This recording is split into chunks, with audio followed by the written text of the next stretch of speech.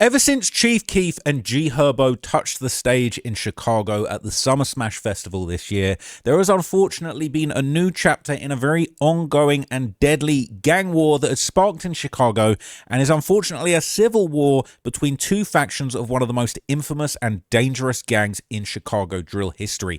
I'm talking about No Limit, or the No Limit Muskegon Boys, the NLMB, and one side that are loyal to Chief Keef and his Glow Gang ended up catching some fades backstage with another side that are kind of the OG faction of No Limit that basically rock with G-Herbo's side. Now, there's a giant war going on. There was one fight that went on, and then that was followed by another. I don't even know if I want to call the second part a fight. It was a straight jumping, and it's spiraling out of control. So I've got a bunch of links and updates for you guys in this video, and I'm going to recap exactly what was going on in the streets of Chicago, in No Limit, Terrortown, all of that stuff.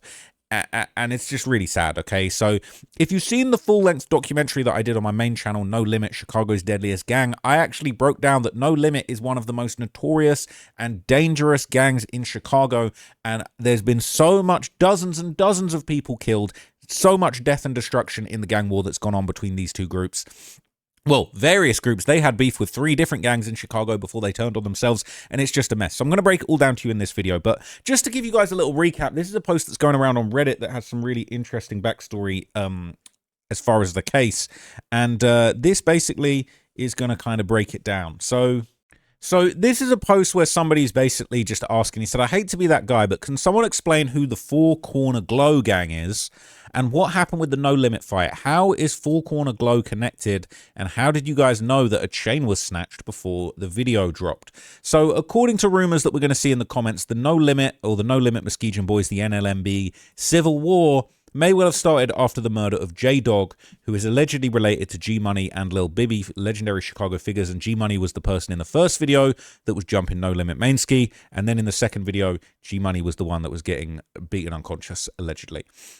So people are explaining, it says Four Corner Glow Gang, they're fours or four corner hustlers from West Garfield Park, the west side of the city, the most dangerous part of Chicago, and they beef with a crew called the Black Souls. Now, I did do a video on this channel quite a while ago about the most dangerous neighborhood in Chicago, all about West Garfield Park. Go and look that up if you haven't seen it. They're saying, do they got smoked with BTBG? Some saying Cezanne, no, BTBG locked in with the Black Souls. It says Four Corner Hustlers, Four Corner Glow Gang. So they've linked up with Chief Keef and his Glow Gang crew, and they've formed the Four Corner Glow, okay? So basically, people are saying it's an internal conflict between Lil Bibby and his label against Mainski. Mainski used to manage a lot of Lil Bibby's artists, and Lil Bibby is obviously one of the people that, you know, discovered Juice WRLD, allegedly. There was a lot of drama, so at some point they started beefing with each other. G-Money, who is Bibby's brother and label associate, came with some No Limit members who also have issues with Mainski to beat him up and rob him. But Mainski's very close to Chief Keef and Glow Gang, and at the time, Four Corner Glow, who are very close to Sosa and Glow Gang, was at Summer Smash, and they took Mainski's side. They quickly found G-Money and some of his homies and beat and robbed them, took back Mainski's chain, and AMF works for Bibby's label and also has issues with Mainski, so I guess he was a target. There were rumors going around that he got robbed of his chain and even kidnapped at one point in a Sprinter van, but I don't know how true that is.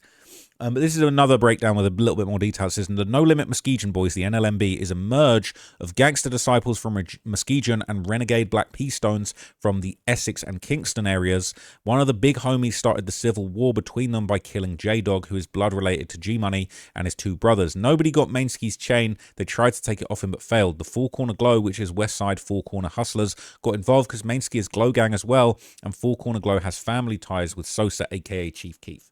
So basically, here's the details, okay?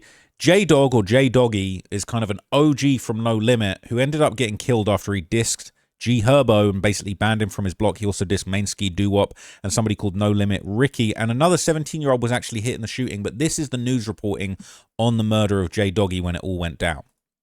Just so you got a little bit. He tried to buy back the parking meters. That's just, okay, that's just some random live footage, I guess. But it says a 26-year-old was shot and killed and a 17-year-old critically wounded in an alleyway Tuesday afternoon in Chicago's South Shore neighborhood.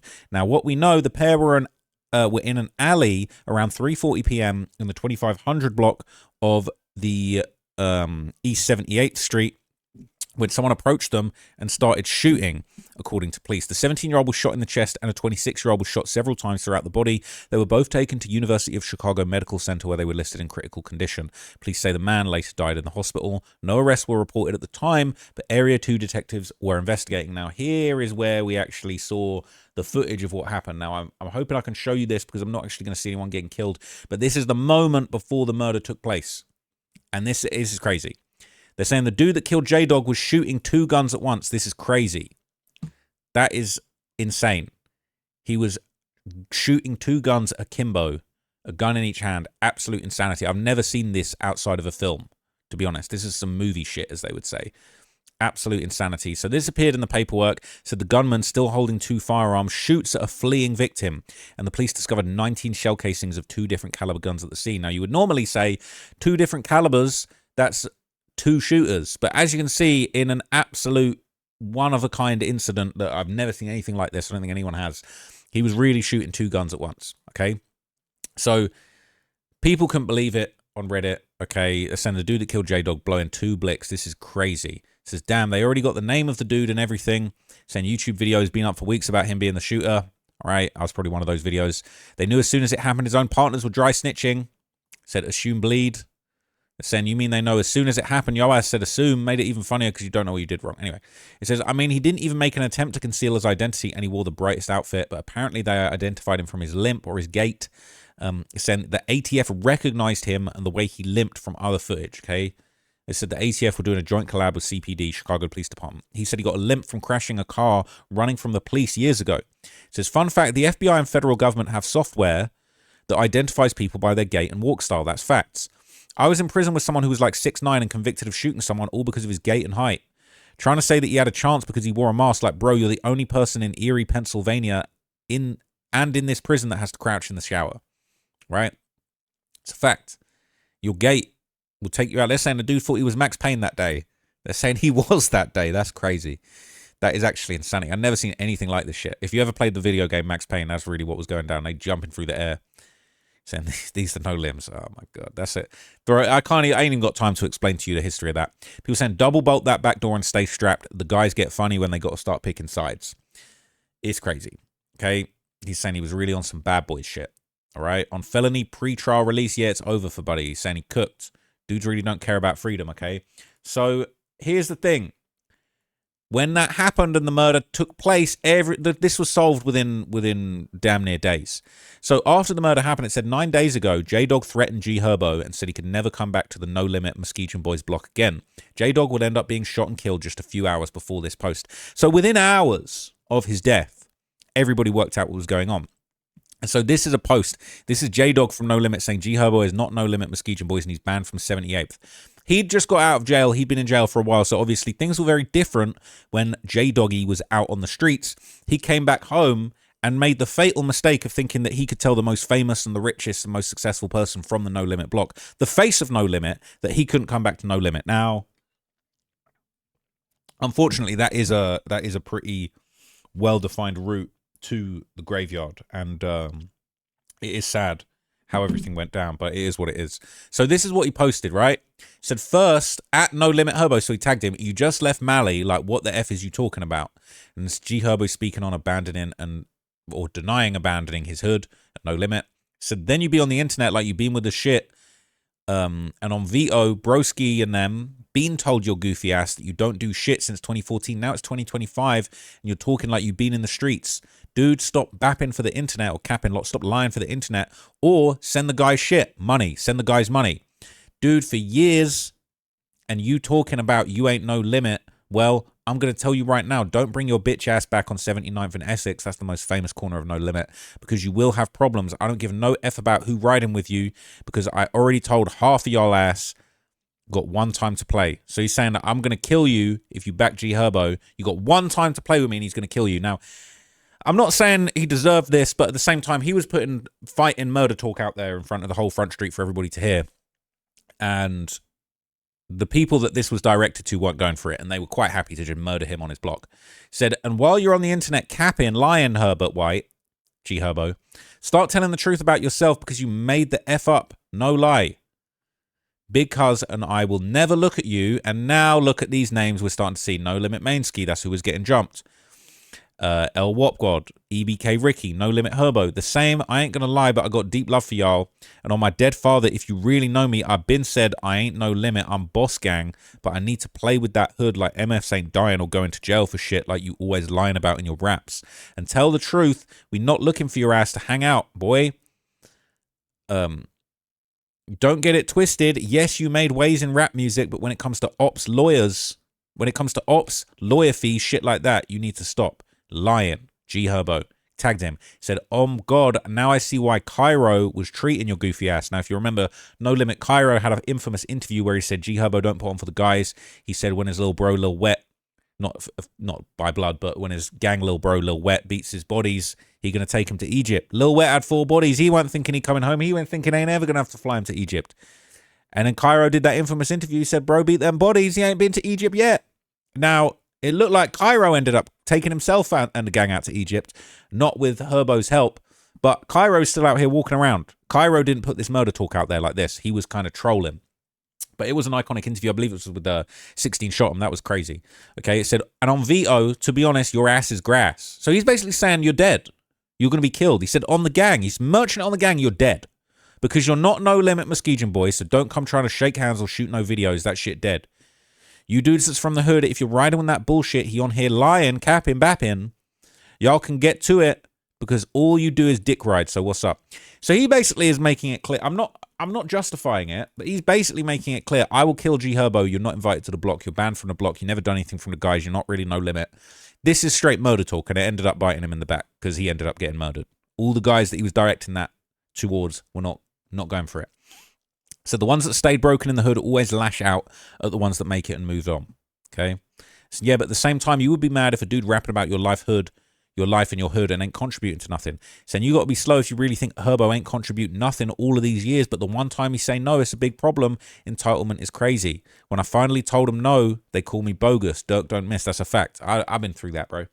What type of broke dude mentality is that? Nobody owes you nothing. This is the brokest shit I ever read, and it's sad because dudes actually think like this. Gang, nobody owes you a damn thing, and ain't nothing stopping you from getting some money the same way he did. That's like saying if you want to rap about jewelry, you got to pay the effing jeweler salary. Stop waiting on the other dudes to save you. Dude ain't patent being a street dude.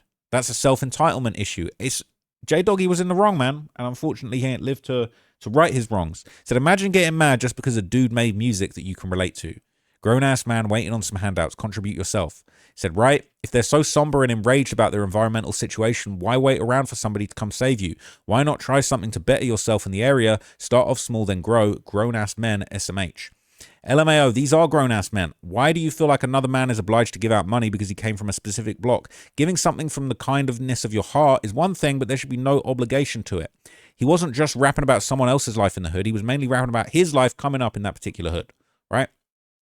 People saying dude did it to himself. He was just at Herb's music video. Dude's got to learn how to talk their feelings out before getting on the internet and shit, but I don't know what's going on behind the scenes. Said whatever the exact reason he got killed, this is looking like NLMB about to have a real internal war. All of his brothers and cousins are all No Limit crazy. We'll end up a few hours ago is crazy mixing of tenses. It's kind of makes sense. So the NLMB and Drench Gang lost 2 dudes in the last couple of days to complete bullshit. This not even mentioning their mans in the mellow bullshit this summer. It's a curse to be from over there and hang with that crew. What the F ever happened to Fat Drench being found in the alley over there? Saying Fat Drench's death still eludes me. They reckon he must have been in that alley for 2-3 hours before someone found him. They're saying the way he died was weird. He allegedly got killed by his old hood. He snaked his old hood and got snaked himself. RIP Fat Drench, but that same energy came back to him. So there are all type of backdoors and finesses and betrayals going on. Said, dude thinks shit a game. Herb damn near 30, been taking care of them for 10 plus years. How long dudes think that shit gonna last? Living that nerve-wracking ass stressful life when you don't have to no more is really pointless. When dude's gonna find a way to say fuck you anyway? Okay. Oh well, dude got himself killed trying to act like he runs shit over there when no one runs shit at all over there. Right? People saying, only thing I got from this was dude was illiterate.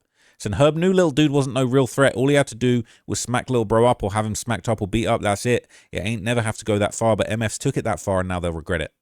Saying Herb definitely got this dude gone 100%. So that RICO might not be far behind. Doesn't even have to be Herb. There's so many money makers and No Limit. Anybody could have dropped the bag. So the older I've gotten, the more I understand mantra numbers. 9 years ago, bro was in Herb's L's Ballin' Like I'm Kobe video. 9 days ago, he beefed with Herb dies 9 years later from the time that he was locked up.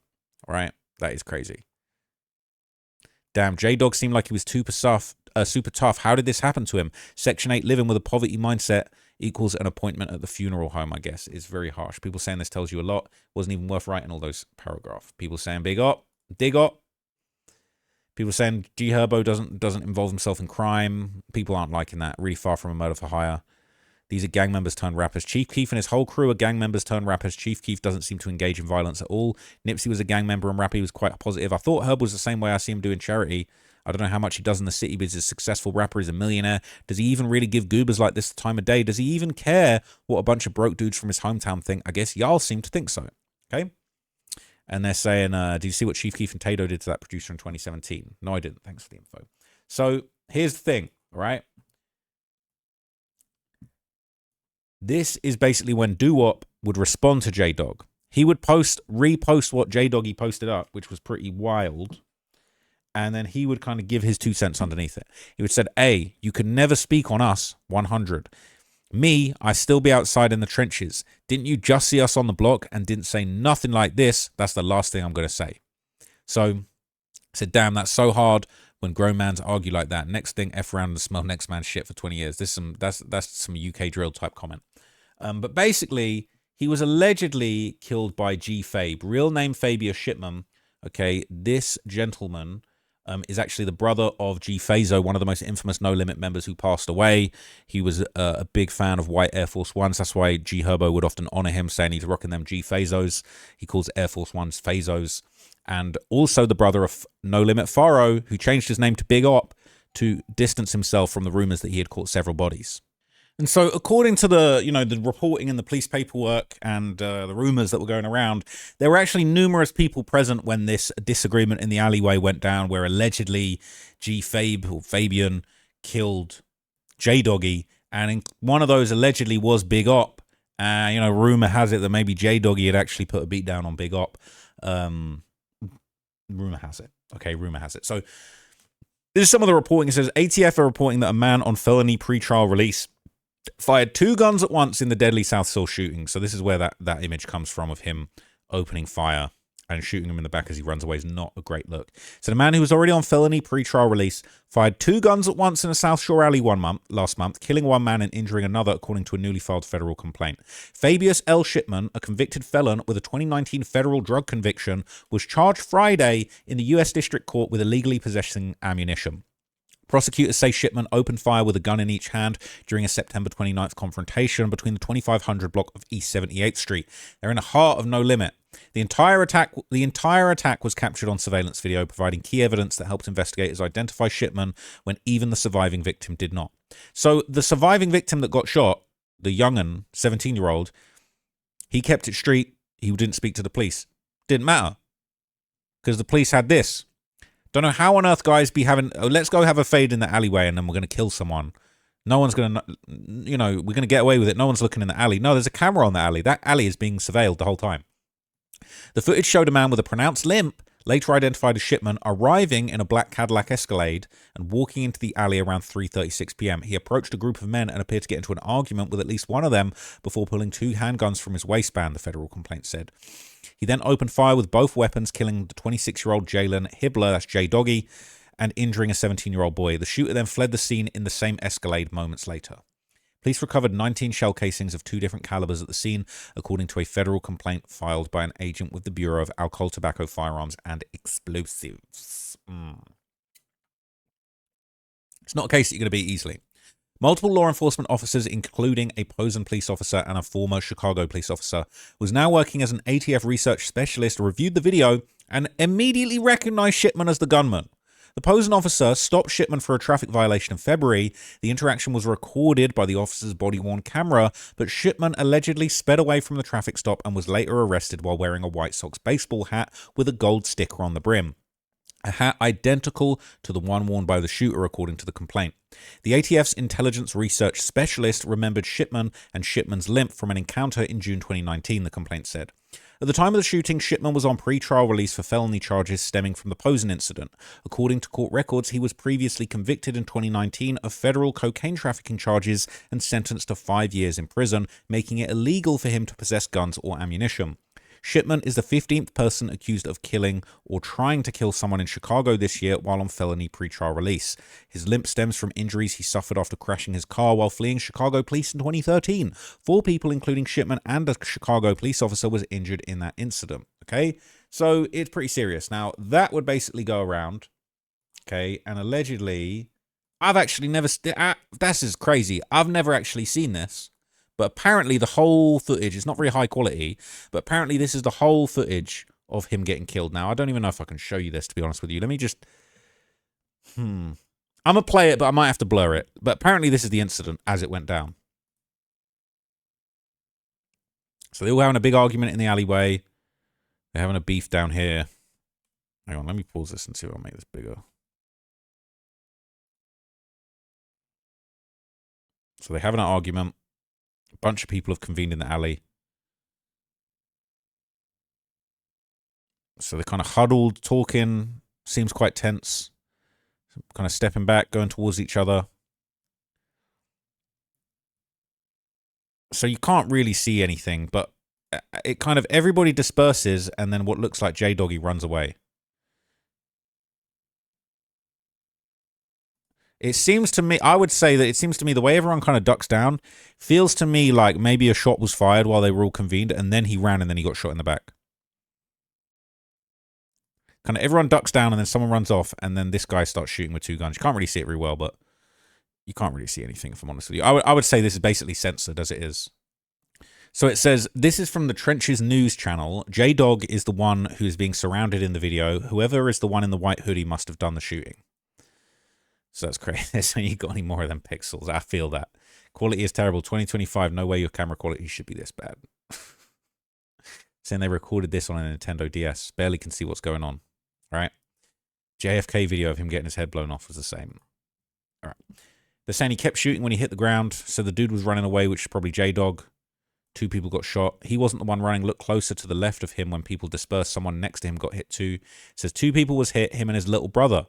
A chest shot will put you down most of the times, and there's one guy running away who was standing next to the falling guy, and the other guy who was hit got hit 6 times from the back, which means he was running away. The one who got hit in the chest fell close to the building. You got to look closely. Then J-Dog was the black spot on the ground when the crowd dispersed. Let me get on my John Madden shit right quick. We got a breakdown. Let me see. Saying that's the guy falling next to the building. That's J-Dog. Wait. They're saying that's the teen falling next to the building, and then that's J-Dog there. Can't really see what's going on, but so J-Dog, the one running goofy dude, had 2 guns. His little brother probably went to reach for something. Doesn't have to be a gun, which made dude crash the F out. I don't think he meant to kill him if you do some fluky stuff. So they're saying that's his friend that got shot, and then J-Dog tried to run, and then he ends up getting popped. Is that it? Yeah. Saying they recorded that with a toothbrush. Said, damn, looked like he got head tapped first shot, and then dude stood over him. Damn, his so-called hood just standing over a guy they grew up with like a random op. They're saying he didn't get head tapped, more likely got his spine tapped by the first shot and was paralyzed. They said 6 shots in the back. The way everybody ran, you know, none of them expected that coming from one of their own. Crazy, right? It said, dude died for our IG story, shit crazy. It said, no, he died for saying some shit that would happen to another member that MFers still... for saying some shit would happen to another member that others still love and respect. Because fam who said it ain't just another lit boxer who talks shit and doesn't do nothing and already proved that he'll shoot someone. That shit was taken seriously as it should be. It's not always the message. Sometimes it's the messenger and how many times he sent the message and stood on it. I'm not about to play with my life and think you bluffing when you already done did a MFer in once already. Okay? That's crazy. Big Op and J-Dog... Big Op and J-Dog really started a whole NLMB civil war. Wouldn't be surprised if Big Op gets killed next. NLMB has way too many ops, and the last thing they need is to keep having problems with their own. Says, nope, only J-Dog did from nowhere, unprovoked. He went on social media and said if Herbo come back, something will happen to him. And he said anyone who's mad about it can get it too. He's the one at fault and he was dealt with. Said facts, what the F they looking past? What the F? They looking past this shit like you can't talk crazy to some dude's gang. Not everybody a bitch and not gonna crash, because they definitely will. Didn't Trench's news say Big Op got beaten up by J-Dog and that's why this happened? If so, that's probably who got dropped in the video. Said, I thought they were fighting outside of the middle of the street, and then J-Dog walked away with another NLMB member, and then they shot him. I didn't think it was all of them in an alleyway arguing in a corner, and then the shooting happened. 7 witnesses and nobody seen shit. And then it took seeing his gait and his limp. Said, looked like they was trying to rob Buddy.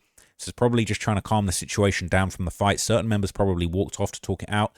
J-Dog must have kept the energy up and dude popped him. Other than that, I don't see no fight or nothing either. And based off this video, it could definitely be something else. Says that's because J-Dog didn't get killed immediately after the fight. Op called people to pull up. So this was maybe 30 minutes to an hour after the fight. Said he must have kept that energy going for MFs to pop him, right? Says probably. Hood dudes be the most emotional men on earth. They was probably arguing and Dog said some shit that was disrespectful and rubbed Buddy the wrong way. It says when the call was made, it was already that. Okay? That is crazy.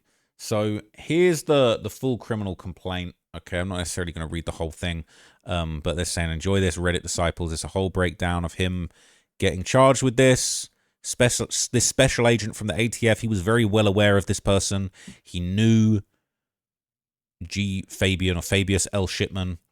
He basically knew a bunch about him. He knew that he was involved. He's seen the footage. He's seen the body-worn camera, the security video footage. He knew it was him, allegedly, all right? Got shell casing from the scene. He was prohibited from possessing any kind of firearms or ammunition. He's a convicted felon. It's all bad, okay? Shooting of victim A and victim B basically breaks the whole thing down. The shooter was a black male wearing blue pants, white t-shirt, and a black baseball hat. Victim A survived the shooting. Victim B was killed. And then we've got some more footage. This is the approximate location of the footage on a map. Showed that he arrived in a black Cadillac Escalade. It's got some kind of closer surveillance footage of him, the exact outfit he was wearing, no mask. He walked into the alley occupied by a number of other visible individuals, and the shooter had a noticeable limp when he walked. And upon arrival to the alley, he got into a verbal altercation with at least one person who he was familiar with, and the shooter removed 2 firearms from his waistband. So he had both them guns. He didn't pick up a second gun. He pulled both firearms out of his waistband and opened fire. He used both firearms to shoot victim A and victim B. No one else on the surveillance video can be seen discharging the firearms apart from him. So based on this still, we can actually see more what happened, okay? He basically opened fire, and as we saw in the footage, somebody fell in the street, and then another person was running away. And then this is that infamous clip. So the other guy fell behind this dumpster. You can't see him now. And then that was allegedly... It's still unclear to me which one was which, but as you can see, this is how it went down. Following the shooting, the shooter ran away with a limp from the scene. The shooter, still armed with the 2 firearms he discharged, entered back into the black Cadillac Escalade and drove away from the area. So it was a very, very sloppy drill, right? See, they got his car, they got his outfit, they got his face, they got his limp, absolutely everything. After the shooting, law enforcement recovered 19 spent shell casings from the scene in close proximity to where he was observed discharging the 2 firearms. 14 were 10mm casings and 5 were 9mm casings. This included a 10mm caliber spent cartridge with a head stamp PPU 10mm auto. They basically worked out, all right, the bullet was manufactured outside of Illinois.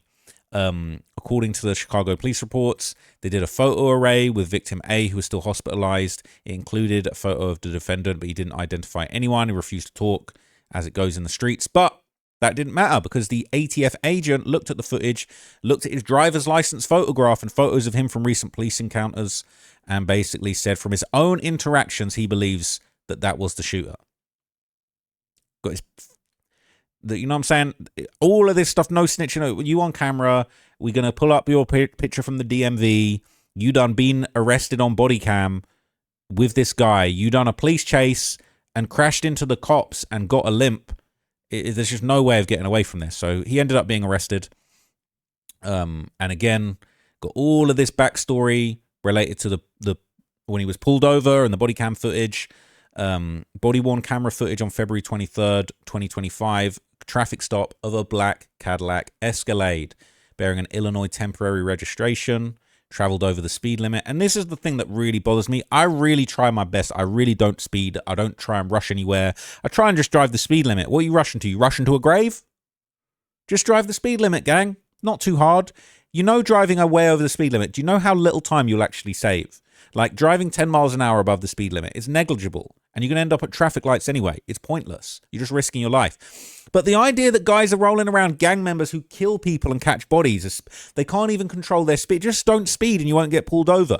If you hadn't been a dummy and sped that day, you wouldn't have ended up having all these problems. You wouldn't have been on body-worn camera. Just don't speed. If you're out here catching bodies, you definitely shouldn't speed. I'm not even doing any crimes whatsoever. And I'm thinking, I'm going to just drive the speed limit. What are we rushing for? It's chill. Just cruise. It's fine, but some music, chill out. You know what I'm saying? Just do your thing. Anyway, all right.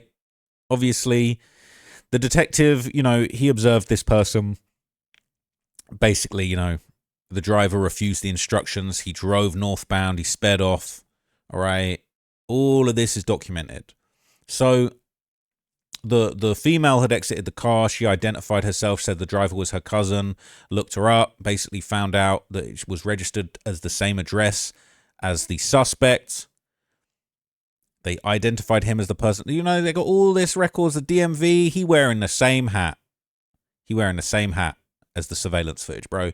Like, I'm not going to lie to you, bro. If you watch my channel, I've got quite a large selection of hats, all right? Not like Lil Jeff had hats, but like, a guy that likes headwear has hats. Get yourself a few hats. If you're going to burn the tracksuit and you're going to ditch the gun, burn the goddamn hat. So it says, according to police reports and body-worn camera footage, on April 22nd, 2025, he was identified outside of a residence in Posen. In connection with his arrest, he said something like, just put your handcuffs on. I got a dead leg. All right, obviously, we know he's got that limp. He was wearing black White Sox baseball cap with a gold foil sticker attached to the brim. He left the sticker on there. I know I got the sticker still attached to this hat, but it's like, brother, at least if you're not going to burn the hat, you like your White Sox hat so much, at least take the sticker off after the drill so it seems different. The exact same hat, and I bet you it was the same size, because these hats got size. I bet it was the same size as well. Crazy. All right? So ATF showed Detective Gonzalez the video based on all of his prior encounters and familiarity with his face, physical features, distinct limp. He identified Shipman as the shooter pretty quickly, all right? ATF research and specialist Daniel Golden had prior in-person interactions with him as a Chicago police officer. So he was working for the CPD, and then he went up to the ATF. He said, I remember this fool. I had an encounter with him on Muskegon Avenue. He a Muskegon boy. I seen him on Muskegon. According to Specialist Goldman, he had a permanent hip injury as a result of a car crash and he had a noticeable leg limp. He reviewed the surveillance footage of the September shooting, and based on his prior encounters and familiarity with his face and his limp, he said it was him. Could not have been more cooked. It's crazy. Everybody said it was him, right?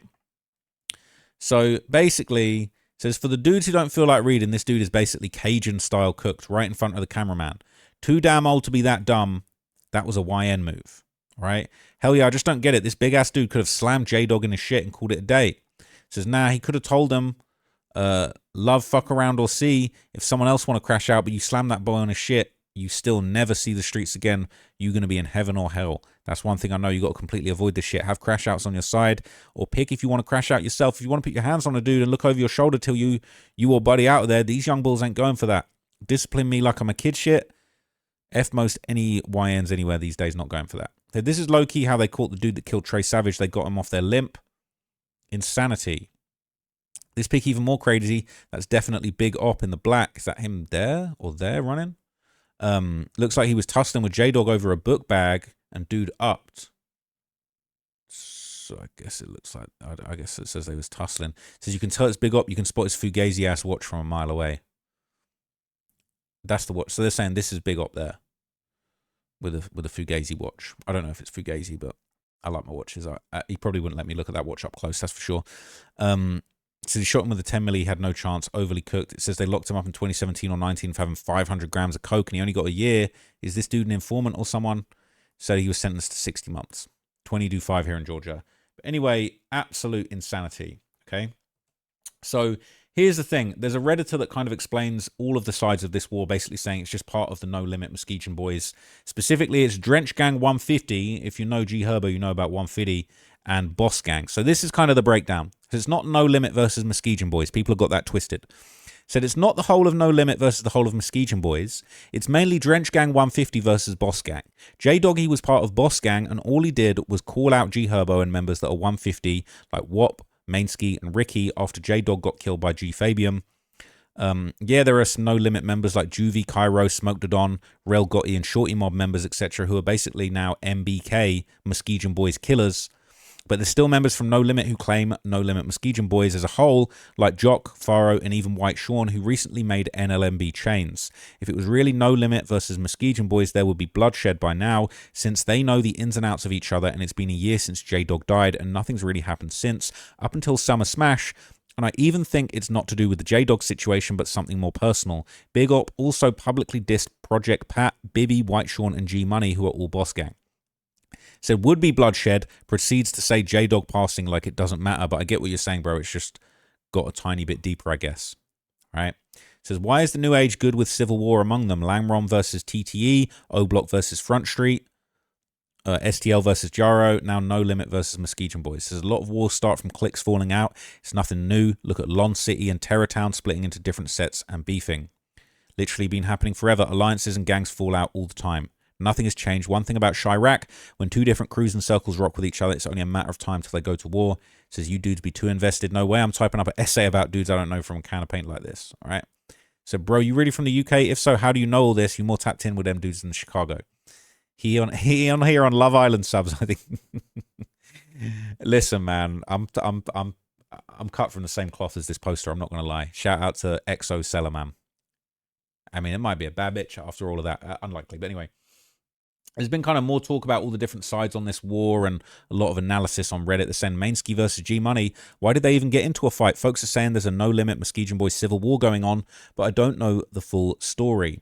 It says, gang, what the F they got going on, gang? It says it's over. J-Dog for real. The other side, like Mainski taking MF's money and shit, just added to the tension. MF's was already on that with him for real. I said, if only Cairo wouldn't have got locked up, damn. But they're saying it might be worse if he was out because he can't hold his tongue.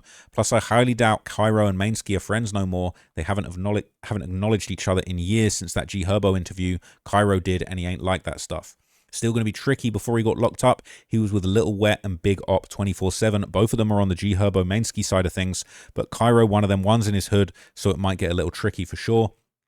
Said, I'm assuming he no limit over Muskegon Boys as of now, but yeah, it's tricky. He could change his mind. I can't see him not being on Juvie J-Dog's side since they was basically with the same agenda and Juvie his blood family. So considering Mainski was an A&R for grade A, I don't know what the F happened with them two. Probably started with Mainski squabbling J Boogie. It says, no love for my brother. That's what they're going to be calling themselves now. Saying they said it was over some money. I think it's over that J-Dog shit. That's when they really started getting into it. Says it had to be something personal because I for sure thought they was going to beat somebody ass. It wouldn't have been Herb or Big Op. It would have been Herb or Big Op, not Mainski. Dudes had their eyes on his ass. They're saying they're not touching Herbo. And here's me thinking G Gill being home would bring some structure back to No Limit. And them dudes not hearing any of that old head stuff. So he was one of the real founding pioneers of No Limit. G Gill, he just got out of jail recently. Said if it was Four Corner Glow Gang, I would have stayed out of it, especially knowing No Limit F with the fours hard over East. Says Risky Road are also a fours also, so that means nothing. And by the way, No Limit beefing with other Stones and GDs too. Nobody cares about gang stuff. So a lot of people are saying there's more to it. They're saying somebody please explain a logical explanation of how this shit a result of the J-Doggy stuff. Mainski being in California with these dudes forever, they had plenty of time and opportunity to get up with him before Summer Smash. But if they was trying to get back for J-Doggy, this shit deeper than the J-Doggy stuff.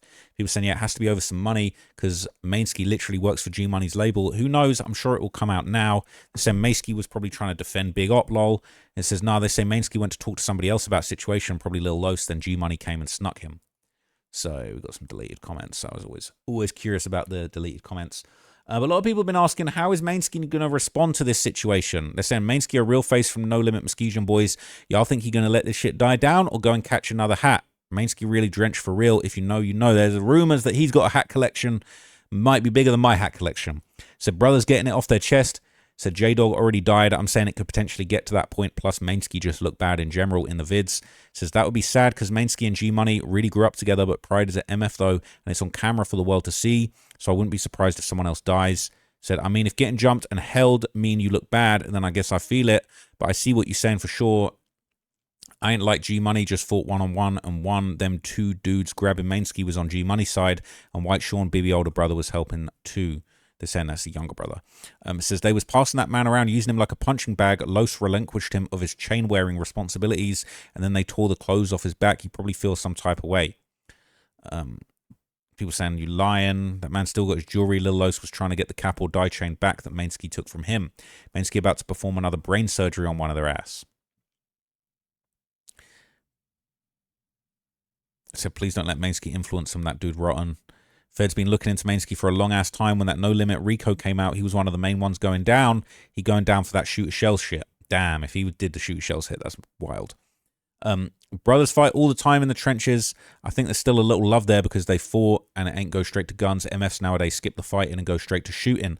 The fact they fought first got to mean some type of love still left. The only thing is this shit on video. They jumped Mainsky, took chains and outsiders got involved, so it might have to go all the way there. So they was at a concert. Them dudes know better than to start shooting. You see the police started putting dudes in cuffs when they clapped G-Money's ears together. That's crazy. So there's people talking on Reddit now too and other posts. They're basically talking about how the Four Corner Glow Gang relates to this beef. And basically Mainsky has been kind of for a long time really good friends with Chief Keef and the Glow Gang crew. And the Four Corner Glow crew is basically very loyal to Chief Keef. Sort of the Four Corner Hustlers linked up with Glow Gang. And it said that there could also be beef between Four Corner Glow and some other members of the No Limit and the Muskegon Boys on the Boss Gang side. So this is a post that kind of digs into it. It says, hate to be that guy, but can someone explain who Four Corner Glow is? What happened with the No Limit fight? How is Four Corner Glow connected? And how y'all know a chain was snatched before the video was dropped? It says Four Corner Glow Gang of fools from Westfield, Garfield Park. I think we already read this, right? Yeah, I think we already read that. Yeah, we already went through this, right? So 16 shot on visuals. Shout out to 16 shot on man. He's had a lot of the info related to this situation before anyone else. And, you know, he did make it publicly clear. Not everyone's giving him credit. So I always got to give 16 credit for digging deep and having the information before everyone else. Now, basically, 16 Shot was one of the first people that also revealed that Four Corner Glow apparently attacked AMF Visuals, the video director that's very legendary in Chicago. You know, he's tapped in with Grade A and Bibby's crew and all of that stuff. And he's managed a lot of the members of the Bloodhounds. Q50 was tapped in with Little Jeff from early. And they're saying that the Four Corner Glow might have jumped him just because he was on G-Money's side. And those were the rumors I mentioned earlier, that he was allegedly nearly kidnapped. They were about to bundle him into the Sprinter van like Dave and Cinch. So this is the part I didn't explain to y'all. And you probably ain't going to understand it from the video. Not only did that situation happen with Mainsky, G-Money and them, right? Y'all know AMF? They was trying to ride with G-Money, you know. Then 4CG, folk on the Glow Gang, the people that fuck with Sosa from out west, they got on AMF ass too. So that's what y'all seeing at the end. The second video with G-Money and shit, that's him on the ground. I guess he did what he did with Mainsky. They caught him, did what they did with him. And then they took AMF them too. That's what I heard. Now when they say took them, I don't know what that means. That sound like, no, but I don't know though, because I ain't see it with my own eyes, but it's, hey man, it sound like AMF might have got took for their jury too. Not only. So when he says AMF took them, he's saying, I think he's talking about taking a chain, but are people talking about AMF got took, like they took him, they picked his ass up and they took him away, like they was trying to take him, kidnap him type shit. So what's interesting, okay, Four Corner Glow members, they would post a picture of themselves at the festival the following day with a very simple caption just saying 4CG, Four Corner Glow, all right? And basically, okay, this them victorious, they standing on business, they saying we outside, this big hashtag Four Corner Glow, all right? Not to be played with, not to be trifled with. Now, particularly one NLMB member by the name of Lil Cap has now been dissing Main a whole bunch from the Four Corner Glow. After the incident, he said, he tagged him, said, Main Four Corner Glow, hey, you know you effed up, right? HBK for life at J Doggy, and basically saying this all about the J Doggy murder, basically. He's making that very clear. Said, as an over East dude, this is usually how dudes respond when you put them in their back pockets. Said, truth is, Four Corner Glow not wrong. They came on stage and effed up Sosa's whole set like they was running shit. No Limit played with fire and got burned. They need to worry about Buff City and Risky Road. They super up on them. Said the buff up on them. BD was giving them the belt, but Risky is not up on No Limit. I done a whole documentary about BD from Buff City. They're saying he had 9 bodies, was terrorizing No Limit, and he was only like 19. Go and watch that video. It's a full documentary on this channel. Bro, I've been in these trenches researching this shit for years. You just catching up. It says, damn, you're eating up Four Corner Glow kind of crazy on this post. Damn bad. Wow. Because they're Sosa's homies. MFs on this sub are automatically going to be biased towards anything that's tied to Sosa. Since Sosa got ties to NLMB too, obviously he's closer to Four Corner Glow than that side of No Limit. Don't be dense. Said, I mean, that's debatable. He's always with Doo-Wop, obviously, but he was with Mainski a lot and Herbo. So they're all on the same side of NLMB right now. I'm speaking more on Bibby and his brothers. The guys are 78th. They're saying facts is going to lead to nothing. Lil Cap not speaking for the whole of Drench Gang on No Limit. This is just internal more than anything. Four Corner Glow was protecting No Limit from No Limit. I don't think nobody going to take much from that besides maybe this dude, right? Said they finna go out west and get effed up.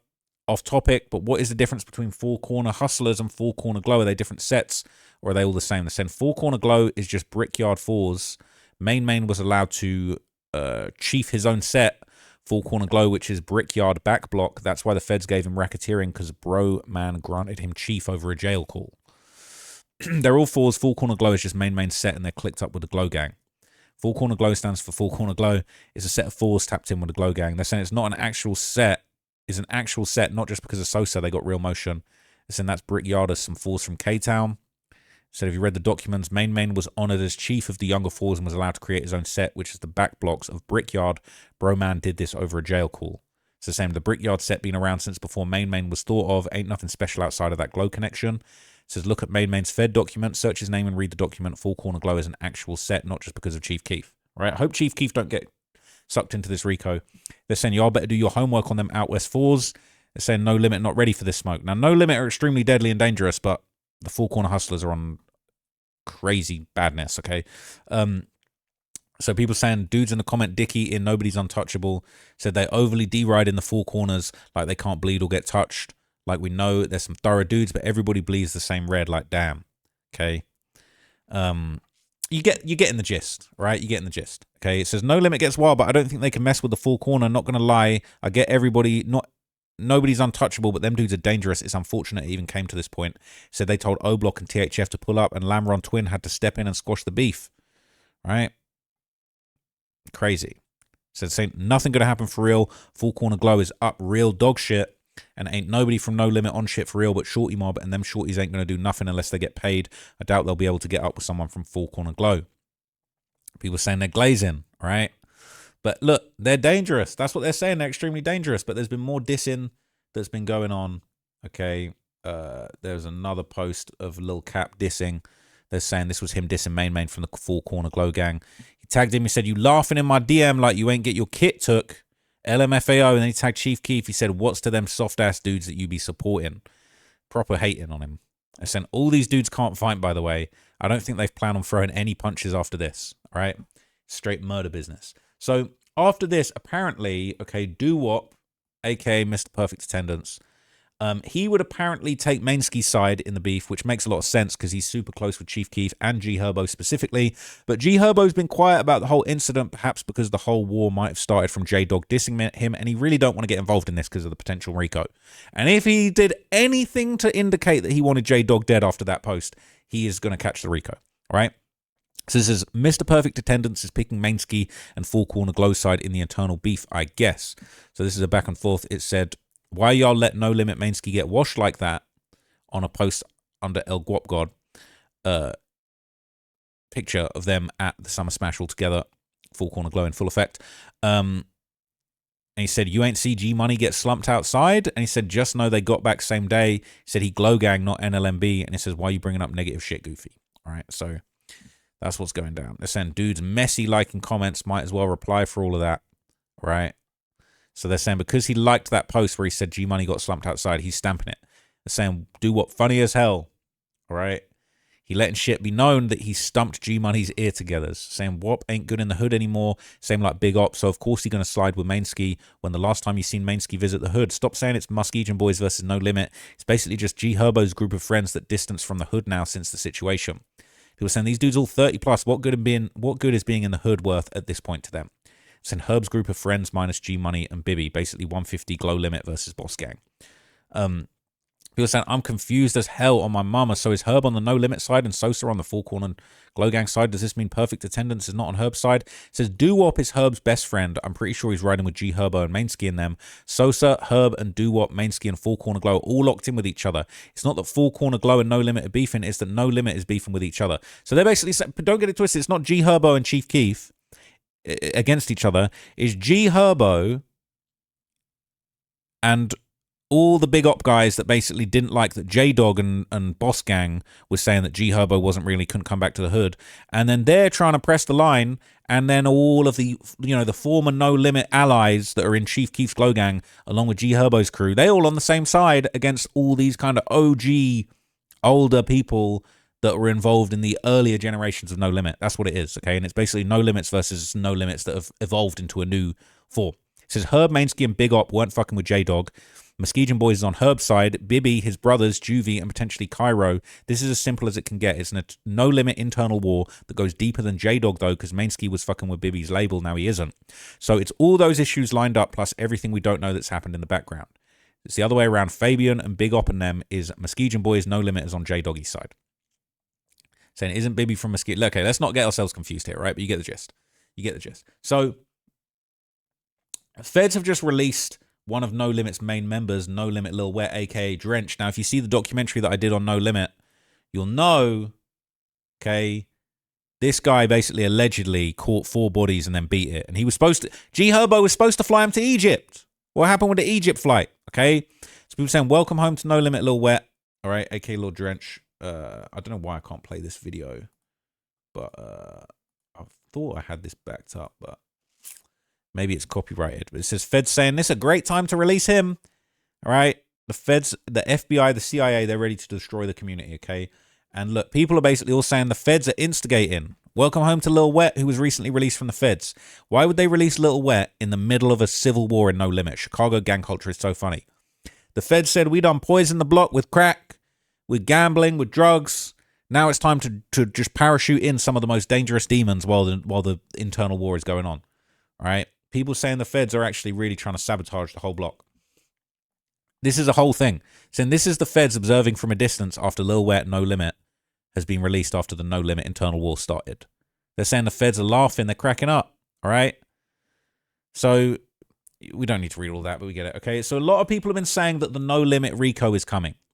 So I'm not even trying to wish nothing on nobody, but these MFs are one of the biggest gangs with the biggest territory in the whole of the rack and got a long history with hella murders. I personally think a RICO is coming soon, especially with all the mass shootings and in-house tensions going on recently. What do you guys think? They're saying it's the perfect recipe for a RICO case when NLMB have this internal beef at the moment.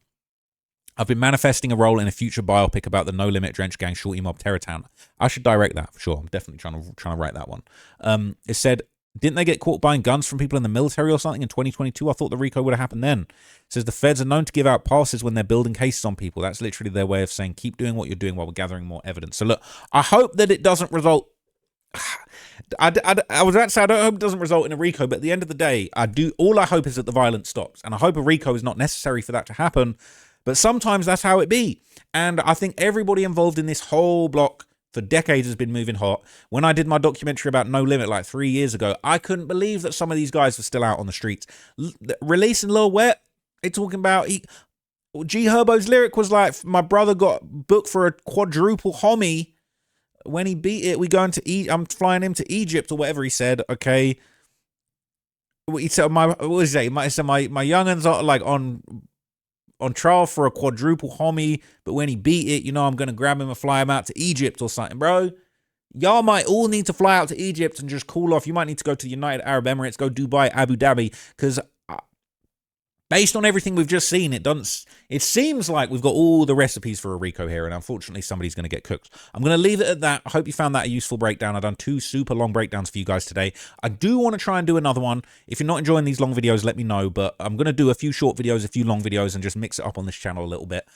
Since the main channel's not really like, hitting the spot for a lot of people, I'm thinking I might just start doing longer breakdowns on this channel, deeper dives in this style format. Let me know if you like that. I appreciate everybody that's been supporting. I'm just following along with all the stories that I'm super interested in, and me and my team, we just trying to get to the bottom of every story that we are fascinated by, that we're interested in. Okay, huge fan of G-Herbo, huge fan of Chief Keef. Don't wish them any harm, but this situation is getting crazy on these streets, so I hope everyone stays safe. That's it from me. See you in the next video. Go and watch the Pooh Shiesty video I just dropped. That was crazy. Got all the footage of Gucci Mane getting robbed at gunpoint. They even got the Chopper Gang group chat. Mental. Catch you guys in the next video. I'm out for now. Peace.